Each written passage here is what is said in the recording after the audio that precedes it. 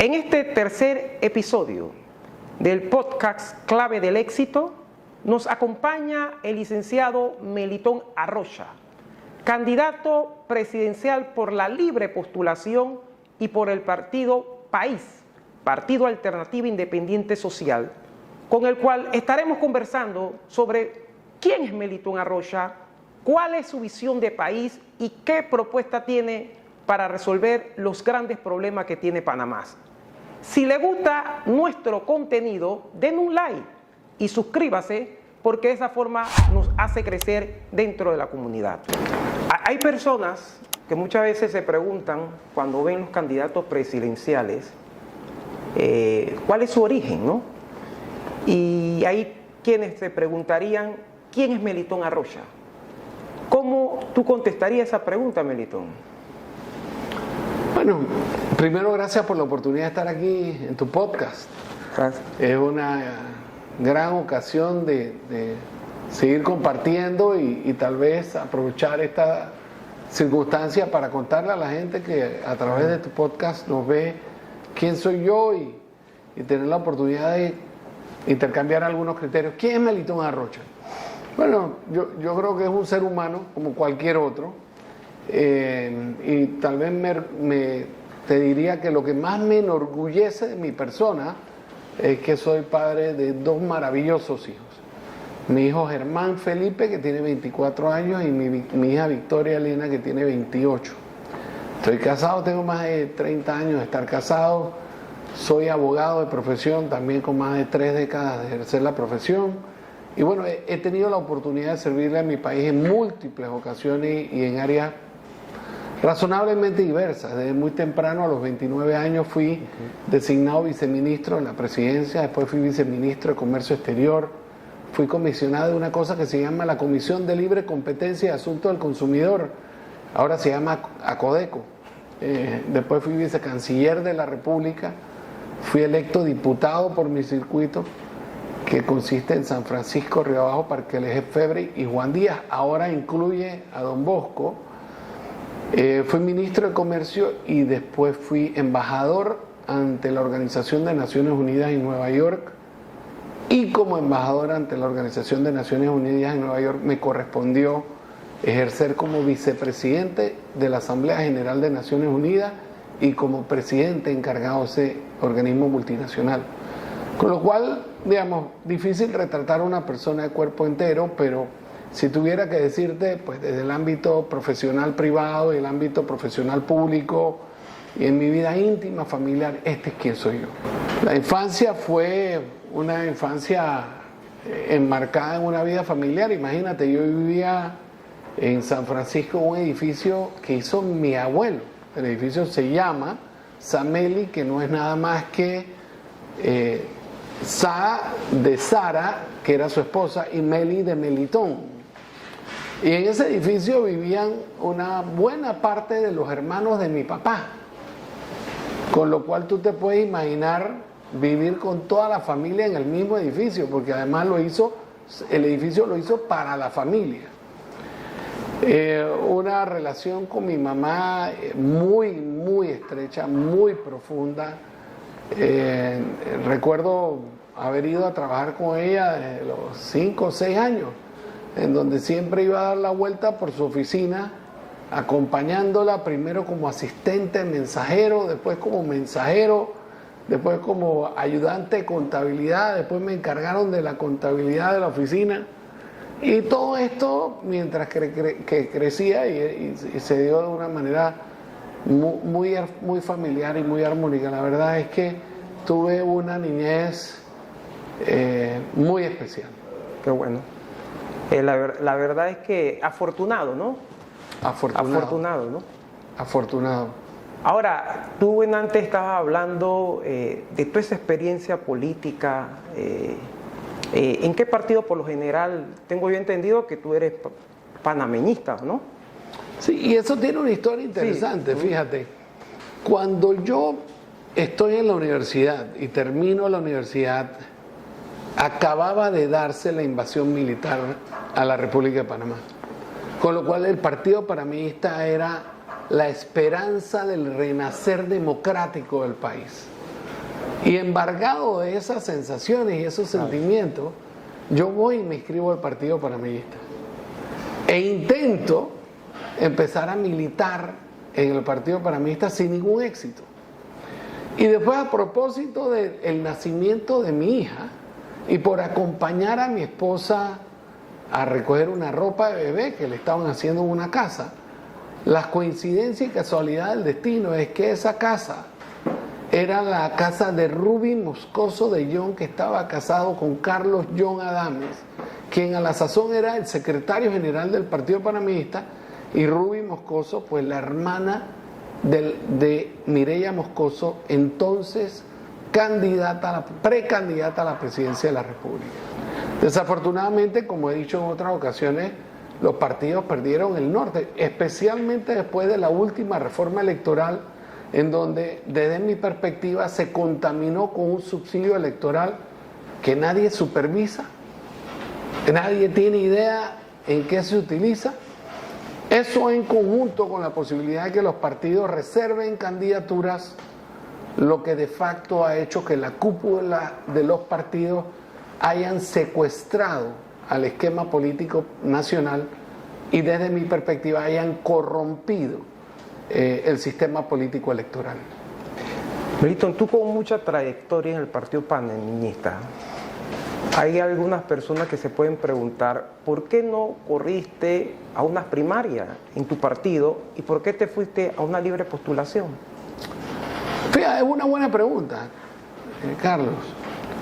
Y tal vez hay que recurrir a la historia. ¿Qué ha pasado en esta elección? Vamos a ver quiénes están corriendo. Zulay Rodríguez, miembro destacado del PRD, diputado del PRD, está corriendo por la libre postulación. Martín Torrijos, expresidente de la República con el PRD, está corriendo por el Partido Popular. La exdiputada, ¿cómo es que se llama? La exdiputada Kathleen Levy, nueva miembro distinguido del Partido Panameñista, exdiputada de la República, resulta ser que tampoco está corriendo por el Partido Panameñista. El licenciado Eduardo Quirós, exministro de Obras Públicas, ex viceministro de Economía en una administración panameñista, también corrió por la libre postulación. Y ahora veamos quiénes ganaron. Ganó en la papeleta de Cambio Democrático Rómulo Rux. Ganó en la papeleta del Partido Panameñista, su presidente, dicho sea paso. Ganó en la papeleta panameñista el señor Blandón, también presidente del partido. Por otro camino ganó el señor Lombana, presidente de ese partido político. En otras palabras, no es lo que Melitón dice, es lo que los hechos indican. La última reforma electoral se ha encargado de secuestrar a los partidos por parte de su establishment, no dándole oportunidades a que hayan primarias competitivas. Entonces ahí está la respuesta, Carlos. Es decir, que tu visual es que los partidos tradicionales están desgastados. Sí, fíjate, no solo están desgastados en su función de ser una plataforma política, y cuando me refiero a una plataforma política, es una plataforma de generación de políticas públicas en beneficio del país. Los partidos políticos en Panamá lo que son plataformas electoreras, que solo sirven para algunos candidatos de cara a las elecciones tener una estructura a través de la cual tratar de llegarle al votante. Y ese votante, por ocasiones, sobre todo los que son funcionarios, digamos, miembros del gobierno, le llegan a través de la plataforma del partido, pero subvencionados ilegalmente, desde mi perspectiva, por las planillas en la asamblea y, además de eso, por la descentralización paralela. Entonces, realmente los partidos le están dando la espalda a la sociedad, y ciertamente la última reforma electoral, en vez de ayudar a fortalecer el sistema democrático panameño, lo que ha hecho es contaminarlo. Lo ha contaminado nuevamente porque, por ejemplo, tú sabes, o la sociedad sabe, en qué se están gastando los partidos políticos la subvención que le da el Tribunal Electoral todos los años. Sabemos nosotros cuáles fueron los criterios para determinar determinadas reservas e impedir que algunos candidatos pudieran correr en las primarias de su partido? No, nadie sabe. Y además tenemos que ver injusticia y atropello, y te voy a mencionar uno. Hay alianzas que van a correr en esta elección, que en conjunto van a tener 20 millones de dólares de subsidio electoral para hacer campaña política. Y cuando tú ves partidos como País, va a contar con 1.4 millones de dólares de subsidio electoral. ¿Cómo País puede competir contra una estructura bien financiada por nada más y nada menos que los impuestos de todos los panameños? Eso es imposible. O sea, que realmente no hay justicia. O sea, no hay paridad, no hay paridad. Claro, pero la ingeniería electoral debería apuntar a tratar de que el proceso electoral le diera al país el mejor candidato o candidata. Digamos, si tú tuvieras que hacer o formular políticas públicas, ese es el bien superior que debería tratar de lograr la normativa electoral. Hoy lo que estamos viendo es todo lo contrario. Estamos viendo el establishment de los partidos políticos que en función de los recursos que le da el Tribunal Electoral, es que no tienen que salir ni a pedir la plata en función de donaciones privadas, se han encargado de secuestrar los partidos, y yo anticipo que va a ser muy difícil resolver este problema, porque además hay que ir a la Asamblea de Diputados para lograr las modificaciones a la legislación electoral. Y adivina de qué está conformada la Junta Directiva de los partidos, si no son de todos los diputados a los que estamos haciendo referencia, con lo cual lo que hemos planteado desde hace mucho tiempo, no tiene que venir una reforma a la Constitución. Nosotros hemos planteado que durante los primeros 30 días de nuestro mandato vamos a someter a la consideración de la Asamblea Legislativa un paquete de reformas constitucionales que, entre otras cosas, traigan el aspecto normativo nacional en materia constitucional al siglo XXI. Y en ese sentido, déjenme comentarte algunas cosas. La Constitución Nacional existe antes que existiera WhatsApp, antes que existiera TikTok, Instagram, Facebook, las formas muy naturales de comunicarnos todos el día de hoy. Y no te voy a hablar de la inteligencia artificial y cuál va a ser el efecto de eso en la sustitución de mano de obra, especialmente en la mano de obra intelectual, y cuáles van a ser los retos en materia de gobernabilidad que todas estas tecnologías le van a traer a la sociedad. Y nosotros seguimos discutiendo, digamos, algunos temas que son del siglo XVIII, del siglo XIX. Con lo cual tenemos un reto, es el reto de nuestra generación, de no solo gobernar de cara a los problemas acuciantes que vamos a tener que enfrentar, sino además dejarles como legado a tus hijos, a mis hijos, a tus nietos y a los míos, un país que le ofrezca más oportunidades que las que tú y yo tuvimos. Solo de esa manera habremos sido exitosos generacionalmente. Es lamentable porque nuestro país tiene muchos problemas, y muchos problemas que tiene han sido también causa de los propios partidos, porque los partidos nuestros, lamentablemente, uno carecen de ideología. Hoy están en un partido, mañana están en otro, y parece lo que buscan es intereses personales. Eso es lo que están llenos los partidos, personas con intereses personales. Ahora, hay muy buenos políticos, pero hablando de un tema que al país le preocupa, son muchos problemas, y tú estás aquí, Melitón, y gracias por haber venido.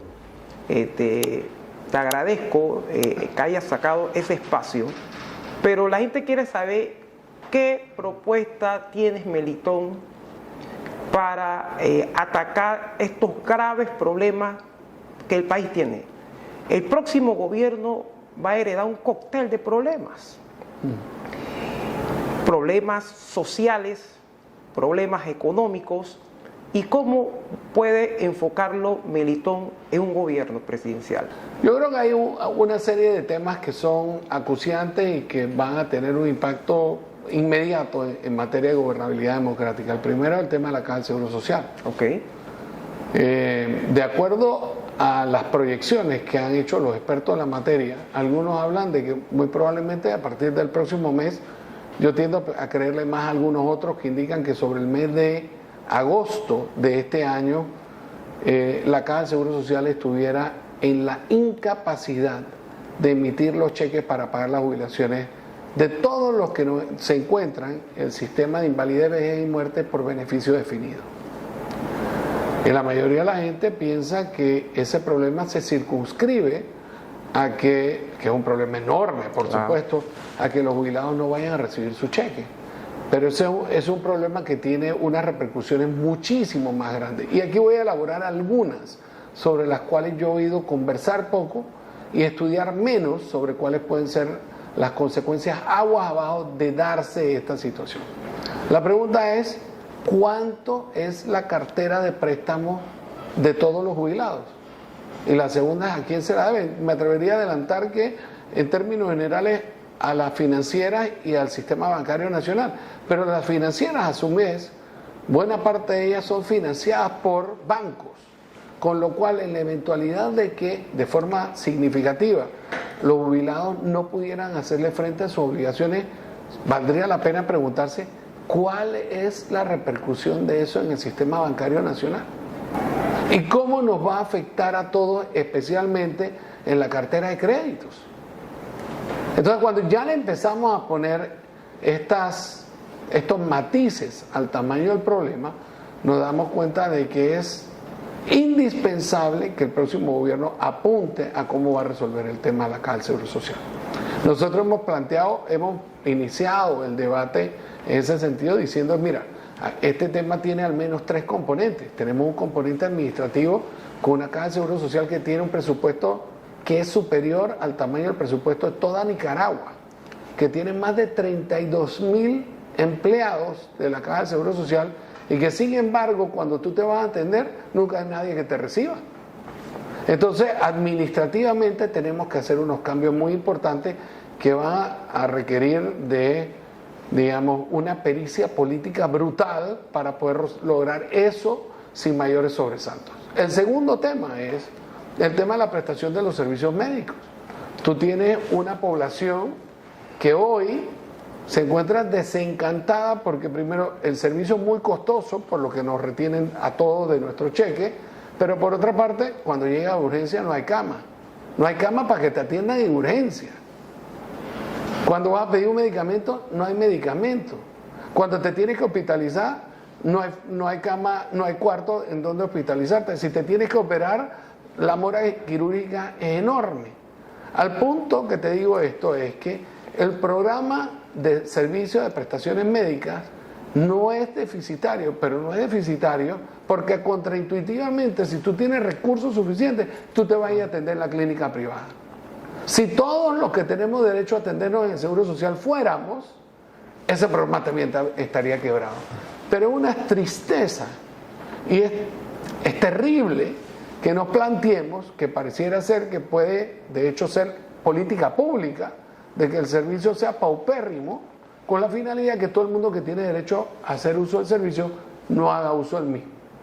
Entonces ese es un tema que hay que resolver y ahí tiene que haber el concurso, por supuesto, de médicos, de las enfermeras.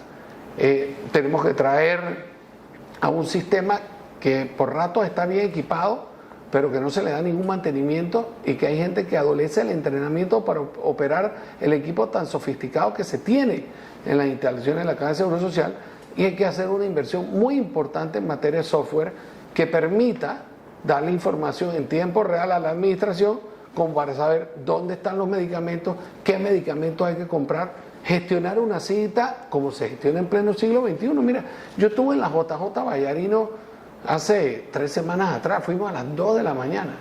Ahí el promedio de la gente era de 65 años y cuando llegamos a las 2 de la mañana, ahí al menos habían 250 personas esperando. No te puedo decir lo que fue cuando abrieron la puerta a las 7 de la mañana. Eso no tiene nombre. Señores mayores con situaciones de estado de salud complicado, se formó un desorden entrando, hubo gente que se cayó, hubo peleas. ¿Cómo es posible que en pleno siglo XXI nosotros no tenemos un sistema moderno de adjudicación de citas? Y por último, la cerecita del pastel. Ya lo mencioné, el sistema de invalidez, vejez y muerte por beneficio definido En agosto de este año, si no hacemos nada, colapsará. El gobierno hoy hizo el nombramiento del tercer actuario, indispensable para poder darle fondos al sistema como para que no colapse en agosto. Estamos a 15 de enero. Lo que está haciendo este gobierno, de mi perspectiva, es darle una bomba de relojería al próximo gobierno. Habiendo dicho todo lo anterior, creo que tenemos que ganar credibilidad con el usuario, entendiendo que estamos en condiciones de ofrecerle servicios en cantidad y de calidad en materia de prestación de servicios médicos, y después reflotar el sistema con unos fondos que hagan un salvavidas mientras que nos damos el espacio para tener una conversación generacional en donde le planteemos al país cómo vamos a hacer para salvar la caja del Seguro Social. Y aquí te digo, las decisiones serán complejas y todos tendremos que poner una gota de sacrificio. El que te diga una cosa contraria te estará mintiendo. Sí, Melitón, la verdad es que esto no lo podemos postergar más. Tenemos un atraso enorme nosotros con el tema del Seguro Social. Los gobiernos han dejado correr y no han atendido esto, porque este problema no es que ahora lo sabíamos, eso ya se sabía, y creo que el único gobierno que hizo una reforma fue el de Martín, y de ahí no han hecho más nada. Y era para extender el problema.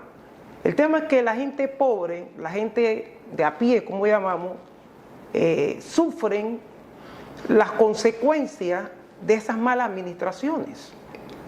De hecho, nadie, en su mayoría, que tiene recursos, se atiende en el seguro, sencillamente porque tiene otra opción. Pero la gente pobre no tiene recursos para atenderse en Paitilla, San Fernando. Entonces tienen que sufrir todas esas situaciones de filas. Pero déjame ponerte un ejemplo de los temas de mala administración. Yo tengo un compañero en la campaña que su mamá se cayó y se rompió la cadera. La señora tuvo que esperar como 2 semanas para conseguir un cuarto. En el cuarto estuvo 2 semanas esperando a que la operaran. La operaron un día y no me acuerdo si al día siguiente o 2 días más tarde estaba afuera. Hubo un cuarto ocupado 2 semanas para que una persona solo tuviera que estar 2 días en el hospital. ¿Y cómo Melitón Arrocha piensa combatir la delincuencia en Panamá? Bueno, mira, la principal forma de combatir la delincuencia es generando empleo. La mayor cantidad de la gente que comete una infracción no es porque quería cometerla, es porque francamente está en una situación de desesperación que lo lleva a cometer la infracción. Por lo tanto, la principal forma de darle seguridad al país es teniendo unas elevadas tasas de empleo, especialmente dirigidas a los jóvenes que se acaban de graduar de la escuela secundaria y de la universidad. Ahí es donde está el grueso del desempleo. Pero una vez que generemos esas condiciones económicas favorables en donde le estamos poniendo plata a la gente en su bolsillo, el que no decida entrar en un comportamiento idóneo para la sociedad, le vamos a aplicar mano dura. Y aquí tiene que venir un concurso no solo de las entidades policiales y del Ministerio Público, tenemos que venir acompañados de los jueces de paz y tenemos que venir acompañados de los tribunales de justicia. Que no les pese la mano para aplicar la certeza del castigo, porque también la sociedad y particularmente la Policía Nacional se cansa de que ponen a buen recaudo a gente del mal vivir para 3 semanas después verlos en la calle que se están burlando de ellos. Entonces esos son temas que tenemos que atacar de forma integral para devolverle a la gente la seguridad. Qué bueno que ha abordado el tema de una forma muy puntual.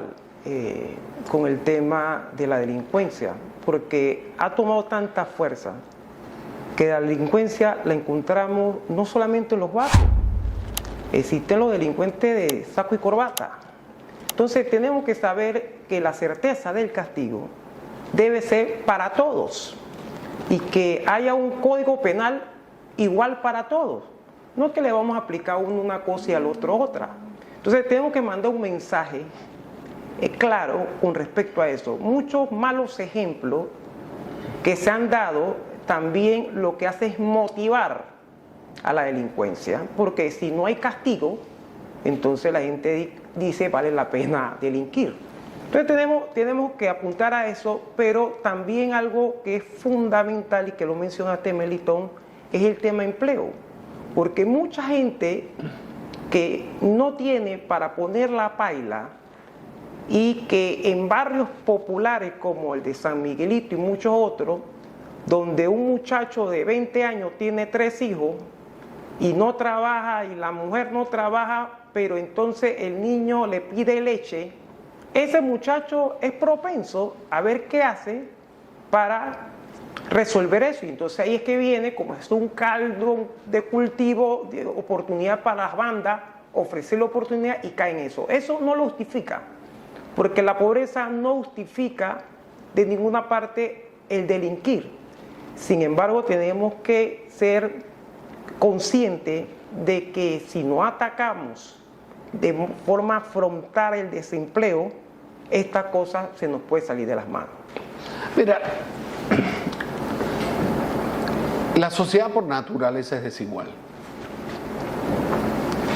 No podemos ser todos iguales. Claro. Pero eso no quiere decir que no debemos aspirar a que todo el mundo tenga igualdad de oportunidades. Entonces yo soy un fiel creyente de que el que más trabaja, el que más se esfuerza, le debe ir mejor que el que trabaja poco y se esfuerza poco. Entonces ese es el primer concepto que debo apuntar. El segundo es que efectivamente hay que generar unas condiciones de corto, mediano y largo plazo para tratar de ir resolviendo estos temas, porque muchos de ellos no se resolverán en una administración de 5 años. Tenemos, por ejemplo, temas de carácter educativo. O sea, nosotros tenemos un sistema educativo que está divorciado de la realidad económica del país. O sea, tenemos un sistema en donde todo el mundo que va a estudiar a la escuela secundaria durante 12 años no sale preparado para tener un empleo. Y en algunos casos incluso van a la universidad y el rendimiento académico que tienen es tan pobre que eso casi hace que sean inempleables. Y un buen ejemplo de esto fue cómo Panamá apareció en la prueba PISA, en donde estuvimos de 70 y tantos países dentro de los últimos en la lista. Tenemos muchas cosas que hacer y podemos hacer. Por lo menos mencionaste sobre el tema de los puertos. Muchas mercancías pasan, pero no le dan valores agregados. O sea, lo que tenemos que hacer es dar valores agregados y utilizar esa plataforma que tenemos logística para poder crear otros empleos de forma simultánea, ¿no?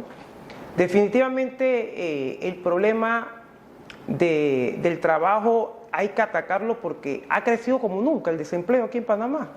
Cuando tuvimos en momentos donde teníamos prácticamente cero desempleo, la realidad es otra, ¿no? Entonces, la canasta básica por el cielo.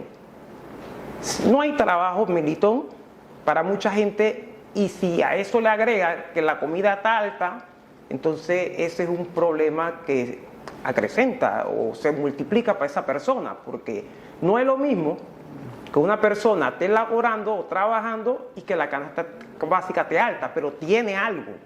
Pero imagínate, no trabajan y a eso que la canasta básica está alta es un problema pues que tenemos que nosotros afrontar. ¿Cómo tú crees que pudiéramos bajar la canasta básica en Panamá? Bueno, fíjate, yo fui el que preparó y suscribió el primer decreto en donde se congelaban una cantidad muy importante de productos de la canasta básica familiar. Y te digo, esa medida que se tomó hoy, dentro de 6 meses, hace casi 10 años, parece mentira cómo se va el tiempo, y que se planteó como una medida temporal en el tiempo, porque así es como lo plantea la ley, de hecho, que la regulación de precios tiene que ser de carácter temporal y de hecho se revisita cada 6 meses. Yo creo que nosotros, bueno, no creo, estoy seguro, nosotros la vamos a prorrogar, la vamos a revisar porque hay algunas cosas que ya no tienen sentido, hay algunas otras que tendremos que modificar, pero esta medida tiene que ser de carácter temporal. ¿Y a dónde voy? En donde reside la temporalidad. Y es que en el interín nosotros tenemos que acercar al productor al consumidor. En el intermedio están los intermediarios. Y esos intermediarios hacen que en algunas ocasiones, no en todas, se encarezca irracionalmente el producto. Fíjate, la semana pasada yo estaba en el interior y estábamos con un productor de limones. Él nos decía que vendía el 100 limón en $3. Y resulta ser que tú vienes a la ciudad de Panamá y te venden un paquetito en $3. Entonces, no pueden ser de ese tamaño las ganancias del intermediario, con lo cual el plan es crear una cantidad muy importante de mercados periféricos, porque en la medida en que tengamos mercados periféricos que están vendiendo más barato, van a disciplinar al chinito y van a disciplinar al supermercado. Ya tú no vas a poder ponerle el precio al que te dé la gana, sabiendo que tú tienes un mercado cautivo que tiene que comprar ese producto caro, porque si no se gasta tanto yendo a comprarlo a otro lugar distante, más barato, que en el pasaje no tiene ningún sentido hacer ese acto de comercio. Eso es por una parte. Y la otra, dotar de todas las herramientas necesarias para que Acodeco inicie investigaciones por la presunta comisión de prácticas monopolísticas y elevar esta comisión de prácticas monopolísticas a un tipo penal. ¿Y a qué me refiero con eso para los que nos ven y tal vez no son doctos en la materia de derecho económico? Es que no vamos a permitir que 3 avivatos se pongan de acuerdo en cuánto le van a vender un producto, burlando las leyes del mercado. Y para eso, entre otras cosas, vamos a ver el precio al que se importó el producto y el precio al que se está vendiendo el producto al consumidor. Y ahí tiene que haber una banda de precios que sea razonable, porque donde no exista razonabilidad entre el precio de importación, una sana competencia, el precio de venta al consumidor final, evidentemente eso tiene que llamarle la atención al regulador para iniciar una investigación en ese rubro. Y vamos a empezar a disciplinar a aquellos agentes económicos que no están haciendo las cosas bien, que se están burlando al consumidor y que le están cargando un muy alto costo, especialmente a los rubros que forman parte de la canasta básica familiar, para abaratarlos, pero por vía de las normas del mercado. Me gustó porque el tema no es afectar a la empresa privada, sino que opere realmente la libre oferta y demanda. Así es. El tema es que, como bien mencionaste, 3 bandidos a veces, o por decirle esto, se ponen de acuerdo y entonces los precios se mantienen altos, aun cuando lo consiguen muy baratos. Claro, el que se mete a hacer negocio quiere lucrar y eso es entendible. El que quiere hacer un negocio quiere generar ingresos y eso es entendible. Lo que no podemos dejar por un lado es que debe operar realmente la libre oferta y demanda, o sea, que las personas realmente puedan obtener mejores recursos si opera la libre oferta, pero si se ponen de acuerdo, 3 avivatos como tú me señalas, nunca va a operar la libre oferta y demanda como debe ser, ¿no? Mira, tú tienes toda la razón. O sea, la economía de mercado es la mejor manera de distribuir bienestar económico. Pero esa economía solo va a distribuir bienestar económico si hay una libre competencia.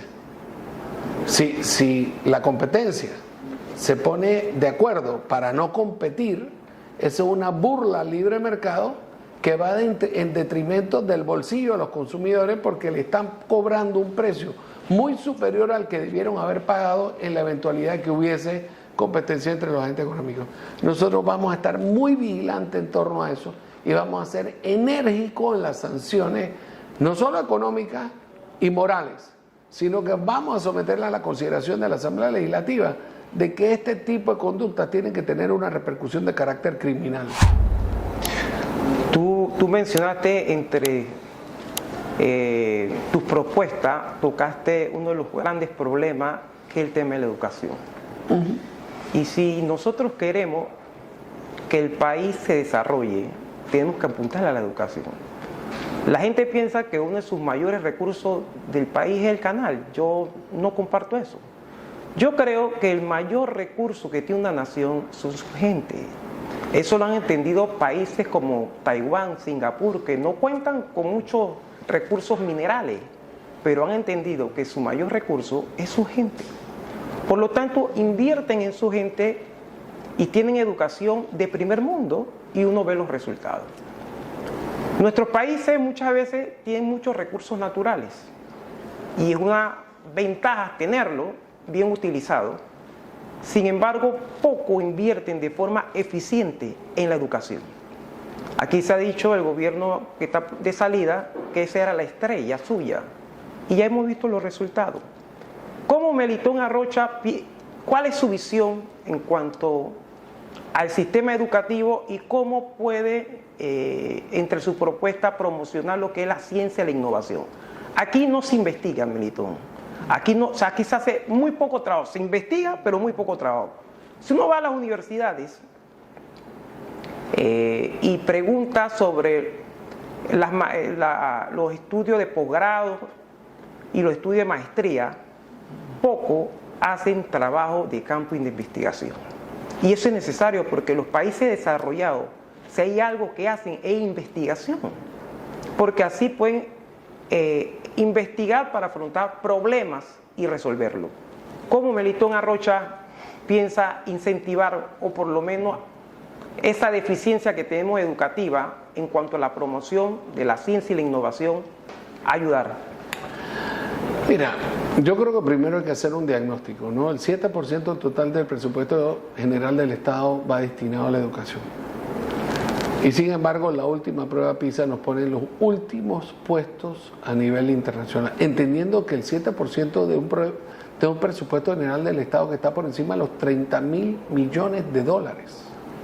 O sea que no es poca cosa lo que invertimos, pero no hay una relación entre lo que invertimos en materia de educación y los resultados que estamos obteniendo. Entonces, cuando uno llega a ese diagnóstico inicial, uno tiene que llegar a la conclusión de que hay que cambiar. Ahora, bueno, veamos a ver qué es lo que tenemos que cambiar, ¿no? Entonces, con el concurso de los maestros y los profesores, nosotros tenemos que cambiar el sistema de nombramientos. Pero resulta ser que en vez de que la capacidad o el rendimiento de tus estudiantes sea lo que el principal factor que determine tu promoción, resulta ser que tu nombramiento o promoción depende de que tú estés sintonizado políticamente con la estructura que se encarga de gestionar ese tipo de temas. Entonces, cuando empezamos a ver esto, en el fondo lo que tenemos es un sistema educativo que no entiende como su bien jurídico superior el bienestar del estudiante en materia de conocimiento, de aptitudes y actitudes que debe uno asumir durante los primeros años de formación escolar, porque son el parvulario, la escuela primaria y por supuesto la escuela secundaria. Entonces, tú lo dices bien. No solo es que tenemos una crisis ahí, es que después tenemos un desprestigio generalizado en donde ya tú no te atreves a decir que nadie te dio una beca. Una cosa que debería ser uno de los símbolos de orgullo de cualquier persona y es decir que tú recibiste una beca. En Panamá eso puede ser un sinónimo de desprestigio, sobre todo a la luz de los auxilios económicos que están saliendo, en donde uno ve que en función del enchufe político que tú tengas, que decidieron pagarte una muy onerosa carrera universitaria sobre los cuales a nadie le han informado cuáles fueron tus méritos para ganarte ese auxilio económico, cuáles fueron los resultados tuyos en la universidad en materia de cómo te fue, qué notas sacaste. En particular, ¿cuál es la política pública de lo que tú le vas a devolver al país? Fíjate, aquí yo he visto gente que han mandado a estudiar repostería. Decenas, cientos de miles de dólares para gente que ha ido a estudiar tenis. Y la pregunta es si nosotros, y no quiero de ninguna manera demeritar a los tenistas o a los reporteros, me parecen carreras todas muy importantes, pero si un país tiene necesidades económicas, ¿cuál es la política pública en materia de generación de conocimiento? ¿Es en repostería? ¿Es en tenis? o nos vamos a plantear que es en ingeniería, en la captación de talento para que desde Panamá se empiece a explorar la inteligencia artificial o las áreas del conocimiento que tienen una mayor expansión económica a nivel global y que nosotros nos convertamos en un hub de ese conocimiento de manera tal que podamos atraer inversión extranjera directa como lo hace Costa Rica. Fíjate, Costa Rica no tiene un buen aeropuerto, está situado en medio de montaña, no tiene un solo puerto. Y sin embargo, a cada rato oímos que las compañías tecnológicas desprecian Panamá para ubicarse en Costa Rica. ¿Por qué? Porque ellos tienen lo más importante, lo que tú mencionaste, el recurso humano capacitado. ¿Hasta cuándo vamos a ser negligentes en esto? ¿Cómo tú miras a la cara si tú eres el director del IFARU hoy, o fuiste el director del IFARU hace unos meses atrás, y tú le dices a un muchacho que tiene buenas notas, que se ha esforzado, que tú no le vas a otorgar una beca o un auxilio económico después de los escándalos que todos hemos visto? Entonces lo que tenemos que traer es seriedad. ¿Cómo eso pasó desapercibido con tan poca supervisión por parte de los organismos de control, en particular la Contraloría General de la República? Nosotros no podemos seguir jugando ese juego si queremos ser un país que tenga viabilidad para el siglo XXI. En resumido, yo pienso que el tema de la educación no es un tema de recursos económicos, porque los hay, es cómo se invierte ese recurso. Ahora, hay otros problemas que hacen mucho ruido, aparte del tema educativo. Este es un tema que hace demasiado ruido, que es la basura, Melitón. ¿Cómo Melitón piensa resolver el tema de la basura? Porque hoy en día Panamá maneja los residuos de una manera, de forma muy deficiente. Eso nada más hay que ver y salir a la calle y uno puede observar lo deficiente que Panamá maneja el tema de la basura. ¿Cómo podemos resolver este tema, Melitón, y qué propuesta tú tienes al respecto? Mira, el problema de la basura es tan buen negocio que de mi perspectiva se lo está peleando tanta gente que nadie hace nada. Pero hace pocos días vimos como un incendio en el centro de recolección de desechos de Penonomé tenía Penonomé inundado de contaminación. Son temas que nosotros no podemos seguir manejando de esa manera, ¿no? Particularmente en una época en donde la sociedad moderna le otorga un enorme valor a la basura dentro de una economía circular, en donde esos desechos se convierten nuevamente en productos. Y por ahí es que tenemos que apuntar, darle el valor a la basura que la basura tiene. Quiero agradecerte el espacio que has sacado para estar conmigo en este podcast Claves del Éxito, y bueno, espero que no sea la última vez que podamos estar compartiendo. Así será, Carlos.